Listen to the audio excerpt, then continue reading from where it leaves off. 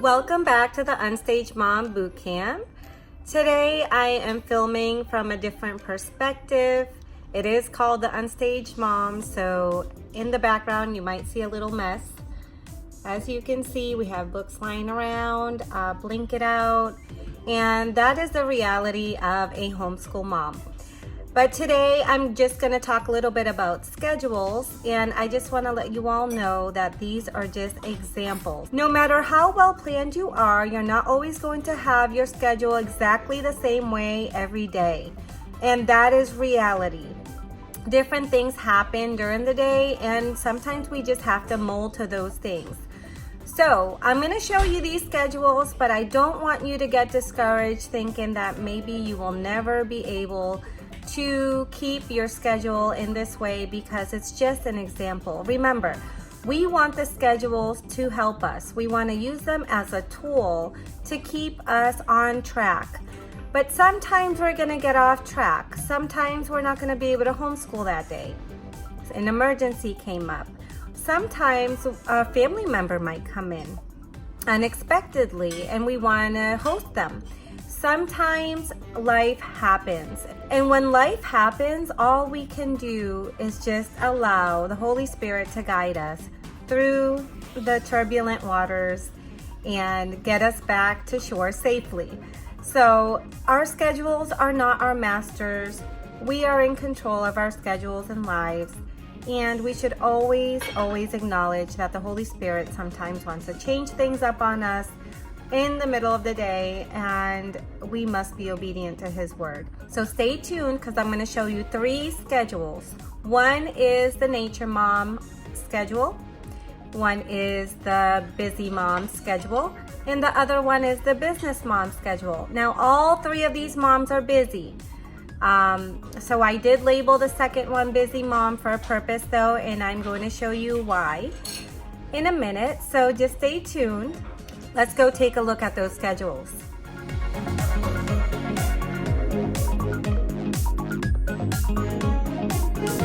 So here's the first schedule we're going to take a look at. This is the nature mom. This mom likes to spend a lot of times outdoors with her children. She likes to go to sleep late, and you'll see why in a second. And she wakes up late. Now, what is a good wake up time? I've always been asked. We have to consider that a lot of homeschool moms are with their kids all day. They don't have people helping them babysit or anything like that. So these moms are extra tired, and sometimes they have new babies. So when you have a new baby, we know that waking up late is okay.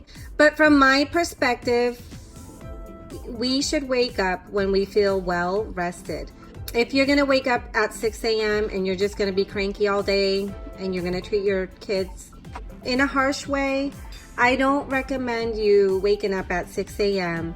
even if your dear friend Susan wakes up at 6 a.m. every morning. We have to be realistic with our own families, the demands that are put upon us, and the times that we can sleep and rest.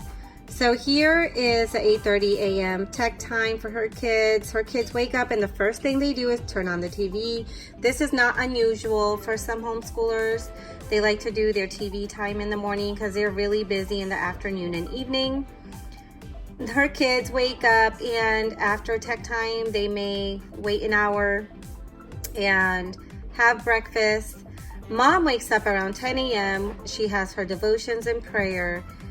She does this for 30 minutes before she goes into her 5 morning must-dos, which is basically a routine of self-care, getting ready for the day, as well as her children. So they wake up, make their beds, change their clothes, do their hair, and brush their teeth, and those are the 5 morning must-dos. And then mom eats breakfast at 11 a.m. so she doesn't eat breakfast right away. They go into chores around 11:30 a.m. and after they have their slow morning, they get into their reading basket. So reading basket is often called a morning basket, but in this case, it's 12 p.m. It's called a reading basket. And then they go into math at 1. So this family doesn't spend a lot of time homeschooling. They spend about an hour homeschooling. They do field trips on Fridays. But here's the interesting thing and what differentiates them from other homeschoolers. This particular family spends a lot of time outdoors. So they spend their whole afternoon outside. They obviously don't live in Florida, and this is not summertime. But they do spend a lot of time outdoors. They have a lunch outdoors. They bring a backpack where they have their nature resources and their nature stuff. They throw in a lunch and they have a picnic outside every day. So by 5 o'clock they're home.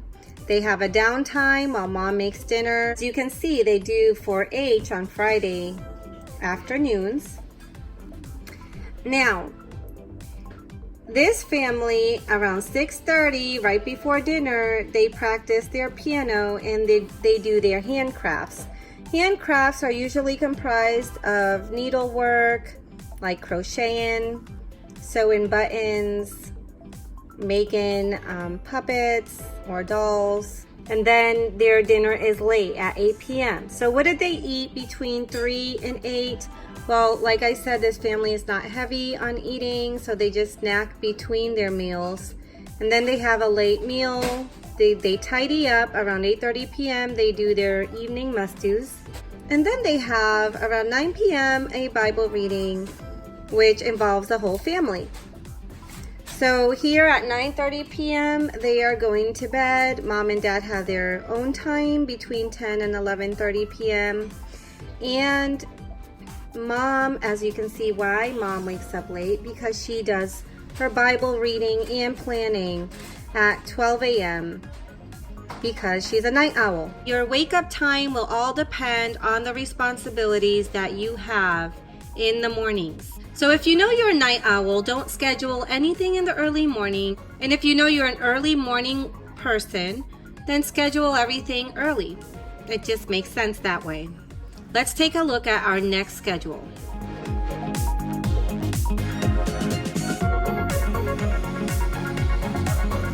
So here's our next schedule. This is a mom who does a traditional method of homeschooling, and she uses the Becca curriculum.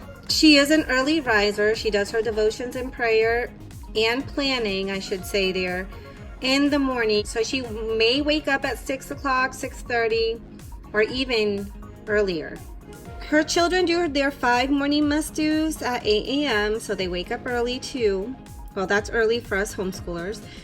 And they have breakfast around 8:30. Around 9 o'clock, mom starts to do meal prepping, which is basically prepping lunch and dinner halfway and making those jobs easier later on in the day when it comes time to make lunch and dinner, or she may even prepare lunch in that time in the morning, and that way she doesn't have to spend time on lunch or take away time from homeschooling her kids during the afternoon. So around 9:30 a.m. they're doing chores. This mom likes to do mom and dad dates early. Remember, she is an early riser, so she probably does like a breakfast with her husband on Saturdays, and then they go food shopping. Go back from Monday through Friday, they're homeschooling. So on Fridays, they do field trips just like the common homeschool family, or appointments. And then you can see the course, the 5 subject material that they cover in Becca: handwriting, math, reading, writing, and science. You can see they do morning devotions before homeschooling at 10 a.m. And mom does business calls in the afternoon. So they have lunch at 1:30, hobbies and crafts at 2:30, library time on Fridays after their field trip. They play outside from 3:30 to 4. They may even play outside longer than that, depending if they're done early with their homeschooling and their hobbies. And then we have here that they have music lessons in the late afternoon. So they do soccer and music lessons in the late afternoon, and this is why this mom is a busy mom, because she is continuously with her children. She's busy with them, making sure that they have all their needs met, and she enrolls them in extracurricular activities. So when the kids come home, they have their tech time. As you can see, they don't watch television every day. It's not a priority in this family. We have dinner at 7:30 p.m., family read aloud at 8 p.m., evening chores at 8:30, and bedtime at 9. Now this mom is also a busy mom because she is very disciplined in getting all of their needs met in the evening. And then at night, mom and dad have their own time around 9:30 to 11 before they both go to bed. And so this mom wakes up a little earlier because her bedtime is a little earlier. So let's go to the next one.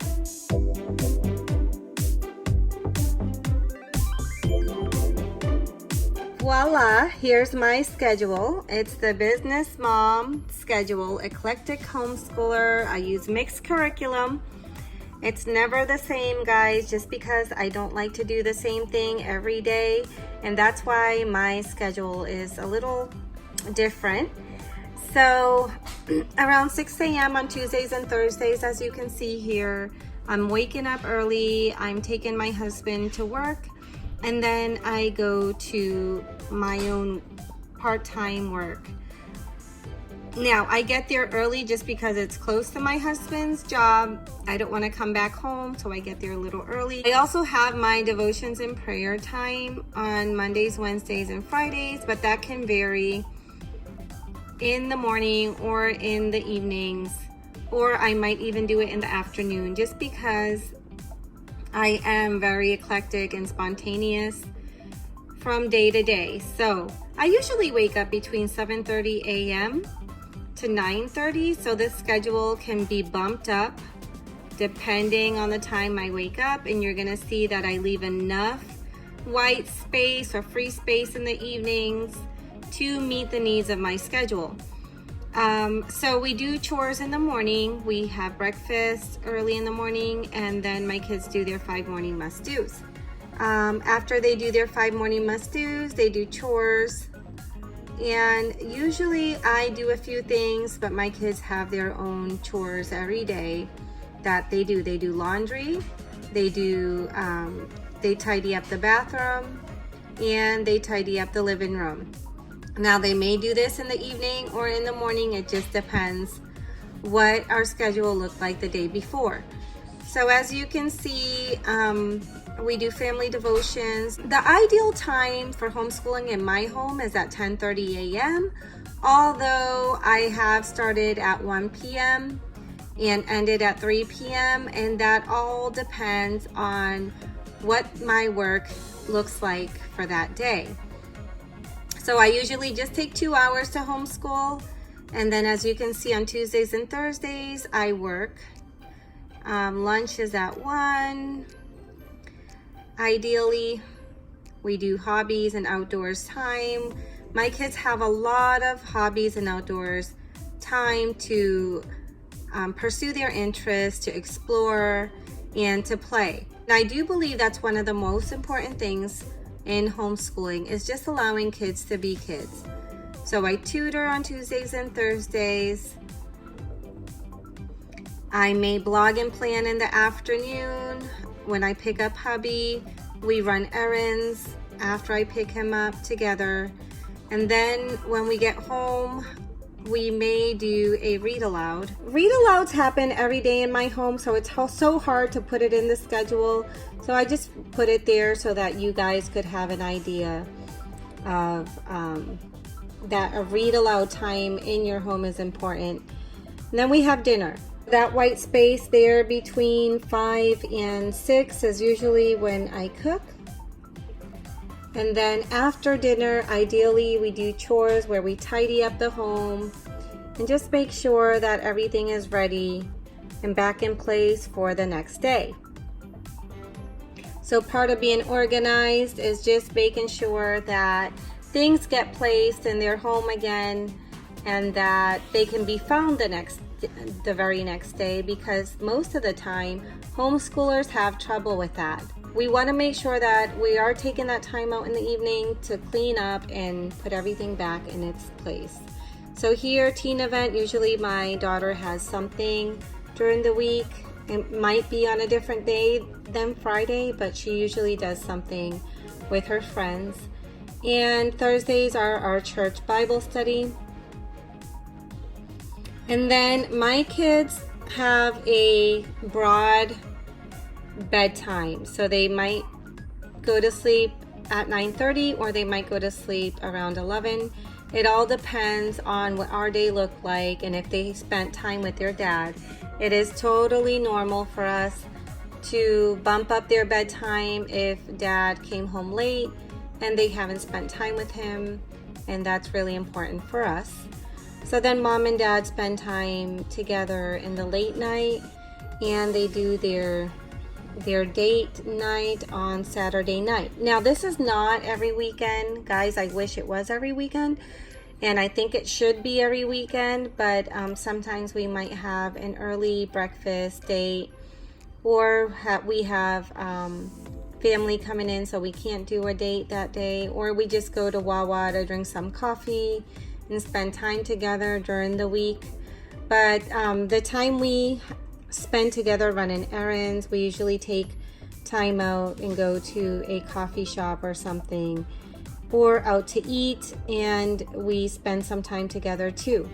So Sundays are our church days and family days.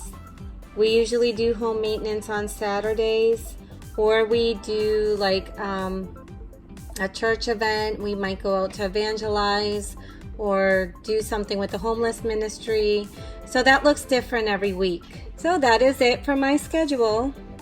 Now you can build your own schedule using Excel. You can use Word and make a table and fill it in. You can use a day planner that you buy at Walmart, or you can use the fancy homeschool schedules that are selling online. So research the type of schedule you would like to use, and just remember, having a schedule is essential in homeschooling because you are managing many things at the same time. And most homeschool moms have big goals and big plans.